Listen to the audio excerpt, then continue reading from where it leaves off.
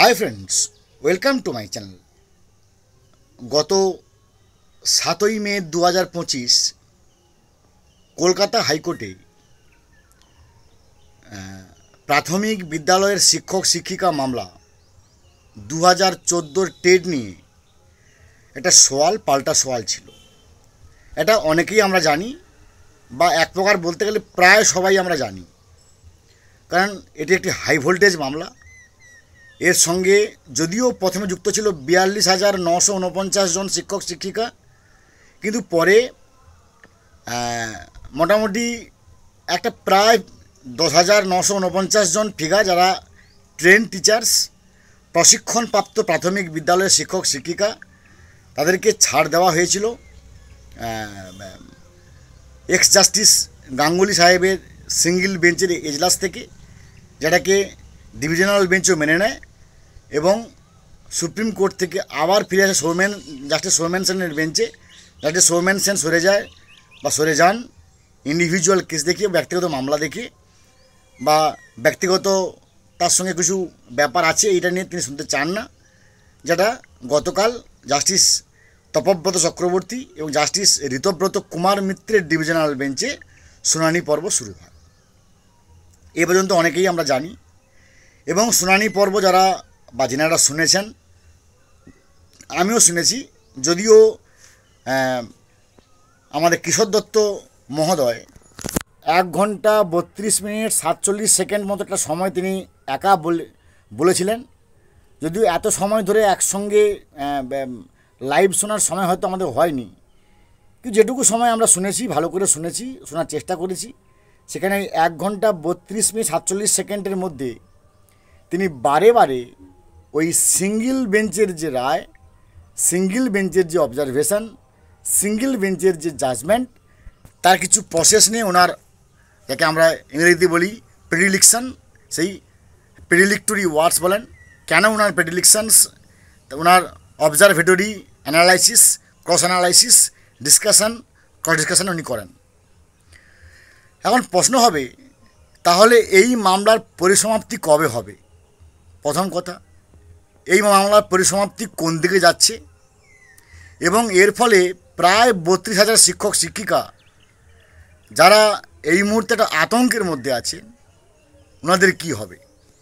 দেখুন, সবচেয়ে এসএসসি 2016 সালের যে সুপ্রিম কোর্টের 3রা এপ্রিল ভার্ডিক্টটা বেরিয়েছে, সেই ভার্ডিক্টটা বেরোনোর পরে এই মুহূর্তে 32,000 প্রাথমিক শিক্ষক শিক্ষিকা এক প্রকার ভয়ঙ্কর অবস্থায় আছে, যে তাদের অবস্থা what's next, terror looms large in the silent court বা সাইলেন্ট ওয়েস্ট বেঙ্গল স্টেট।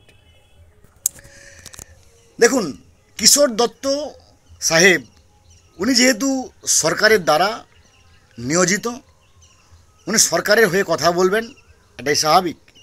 যেমন ডিএ মামলার ক্ষেত্রে অভিষেক মনু সিংভিজি একটা অভেদ্য প্রাচীরের মতো, যে কথা আমি বারবার বলে আসি, যে ডিএ আন্দোলনের সঙ্গে অভিষেক মনু সিংভিজি একটা অভেদ্য প্রাচীর, যে প্রাচীর সুপ্রিম কোর্টে এত বড় বড় আইনজীবী, এত বড় বড় সিনিয়র অ্যাডভোকেট তিনার সঙ্গে পেরে উঠছেন না।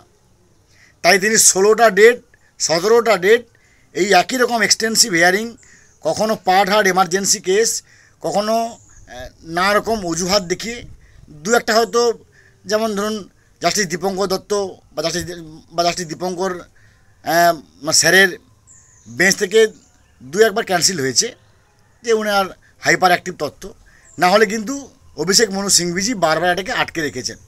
একই রকমভাবে কিশোর দত্ত সাহেব এই প্রাথমিক বিদ্যালয় শিক্ষক শিক্ষিকা মামলাতে উনি কিন্তু একটা তার অ্যানালাইসিস করার চেষ্টা করছেন। এটা স্বাভাবিক, উনি করবেন, যে কোনো নিয়োজিত স্টেট গভর্নমেন্টে নিয়োজিত হলে তিনি করবেন, এটা স্বাভাবিক। কিন্তু যে প্রশ্নগুলো বারে বারে উঠবে, সেগুলো কিন্তু বরাবরই একই দিকে, একই অভিমুখে এগোবে। কীরকম ব্যাপার না, ইন্টারভিউয়ার যারা ছিলেন, তিনাদের 30 জনের মধ্যে বেশিরভাগই বলেছেন অ্যাপটিটিউড টেস্ট হয়নি। ভাই, অ্যাপটিটিউড টেস্ট মানে জেনারেল নলেজ নয়, রাষ্ট্রপতির নাম কি, প্রধানমন্ত্রীর নাম কি, এর নাম অ্যাপটিটিউড টেস্ট নয়। এর মধ্যে অনেকগুলো থাকবে রিজনিং টেস্ট, আমি একটা এক্সাম্পল দিচ্ছি, স্প্যাশিয়াল রিজনিং, অ্যাবস্ট্রাক্ট রিজনিং বা intellectual reasoning, numerical reasoning, lexical reasoning, etcetera etcetera etcetera. এবং তার সঙ্গে যে বিষয়ে আমি চাকরি পাওয়ার জন্য আবেদন করছি সেই বিষয়ে, পার্টিকুলার ওই বিষয়ে কিছু টার্গেটেড কোশ্চেন, অর্থাৎ আমি প্রাথমিক শিক্ষক হব, সেই প্রাথমিক শিক্ষক রিলেটেড টার্গেটেড কিছু কোশ্চেন, ক্লাসরুম ম্যানেজমেন্ট আমি কীভাবে করব, ক্লাসের মধ্যে বাচ্চা কাচ্চা গণ্ডগোল করলে আমি সেটাকে কীভাবে সামলাবো, problem solving method, discovery method, etcetera etcetera. এরকম অসংখ্য পদ্ধতি আছে যেগুলো এই শর্ট ভিডিও, এইটুকু ভিডিওর মধ্যে বলাটা অসম্ভব। এ সবগুলোকেই বলা হয় অ্যাপটিটিউড টেস্ট। সেই অ্যাপটিটিউড টেস্ট নেওয়া হয়নি, যেটা কিন্তু এই ব্যাপারটা উনি মানে আমাদের কিশোর দত্ত সাহেব কীভাবে প্রমাণ করবেন বা এই ব্যাপারটাকে থেকে কী করে বেরিয়ে আসবেন আমাদের জানা নেই। আর এটা কি, সংবিধানের 16 নম্বর ধারার রিজার্ভেশন পলিসি। রিজার্ভেশন পলিসি কিন্তু একটা অত্যন্ত গুরুত্বপূর্ণ বিষয়, যেখানে বলা আছে 16 নম্বর ধারা, যেখানে equality to any appointment in Indian service, তিনি যে রাজ্যেরই হোক না কেন, ভারতবর্ষের যে কোনো রাজ্যে চাকরি ঘোষণা হলে সেখানে যে কোনো রাজ্যের যে কোনো ব্যক্তি সেখানে গিয়ে আবেদন করতে পারেন। এবং রিজার্ভেশন পলিসি মানে একেবারে ইকুয়ালিটি। সেখানে কি ইকুয়ালিটি সূত্র কি না, 16 নম্বর ধারার 4 সাবসেকশন এবং সাবসেকশন 4A-তে বলা আছে, যদি কোনো শিডিউল কাস্ট, যদি কোনো শিডিউল ট্রাইব, যদি কোনো ওবিসি খুব ভালো রেজাল্ট করে, তাকে আর এসসি বলে গণ্য করা হবে না, এসটি বলে গণ্য করা হবে না, ওবিসি বলে গণ্য করা হবে না। তেনার নাম will switch over to general list এবং এসসিদের অন্য একটা কোটা তৈরি হবে। অর্থাৎ আমি এটাকে সহজ করে বলি, 25 জন আছে এসসির কোটা, 10 জন আছে এসটির কোটা, ওবিসি আছে 50 জনের কোটা। ধরে নিচ্ছি এসসির 25 জনের মধ্যে 10 জন খুব এক্সিলেন্ট রেজাল্ট করেছে, সেই 10 জন সঙ্গে সঙ্গে সুইচ ওভার করে যাবে জেনারেল লিস্টে। 10 জন জেনারেল ছেলের পেটের ভাত মরে যাবে, 10 জন ছেলে মানে সঙ্গে সঙ্গে ঢুকে যাবে জেনারেল লিস্টে, এবং এসসি লিস্টে আরও 10 জন ইনক্লুডেড হবে। এটার নাম হচ্ছে রিজার্ভেশন পলিসি। সংবিধানের 16 নম্বর ধারার সেকশন মানে সাবসেকশন 4 এবং সাবসেকশন 4A এটা মানা হয়নি। এটা কী করে প্রমাণ করবে?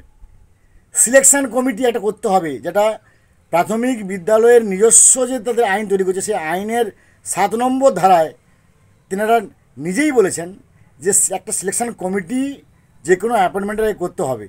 কিন্তু এখানে ভাই কোনো no selection committee was initiated. এটা কী করে প্রমাণ করবেন? এরকম আমি মাত্র 3টে বললাম, এরকম অসংখ্য সূত্র আছে যেখানে অসঙ্গতি আছে। তো সেই যে ইনকম্প্যাটাবিলিটি, এগুলো কী করে প্রমাণ করবে আমার জানা নেই। যদিও আগামী 20শে মে 2025 অবশ্যই আমরা কোর্ট আনকোর্ট তীর্থের কাক হয়ে আবারও আমরা হাইকোর্টের দিকে চেয়ে থাকবো এর পরবর্তী লিগ্যাল প্রসিডিংস। ভালো থাকুন, have a good day, thanks.